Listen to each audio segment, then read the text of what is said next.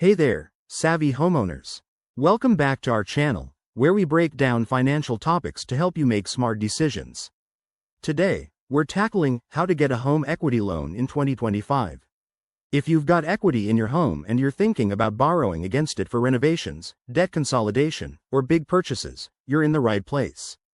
Let's dive in. First off, what's a home equity loan? It's a loan that lets you borrow money based on the equity you've built in your home, the difference between your property's current market value and what you still owe on your mortgage. In 2025, with rising home values and potential interest rate changes, this could be a smart move, but it's not without risks. We'll cover that soon. Step 1. Assess your eligibility. You'll need a good credit score. Aim for at least 620 to get favorable rates. Also, ensure you have at least 20% equity in your home. Lenders typically won't approve loans that leave you with less than 20% ownership. Check your home's value using online tools or a professional appraisal. Next, gather your documents. This includes proof of income, tax returns, bank statements, and details about your existing mortgage. It's all about showing lenders you're a reliable borrower.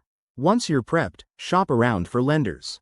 Compare rates, terms, and fees from banks, credit unions, and online platforms.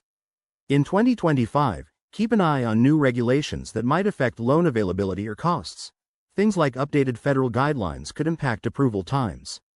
Now, the application process. Submit your application online or in person, and be prepared for a home appraisal.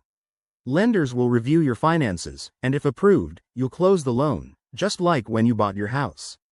Remember, pros include lower interest rates than personal loans and potential tax deductions, but cons? You're putting your home at risk if you can't repay. Before you proceed, consult a financial advisor to ensure this fits your situation.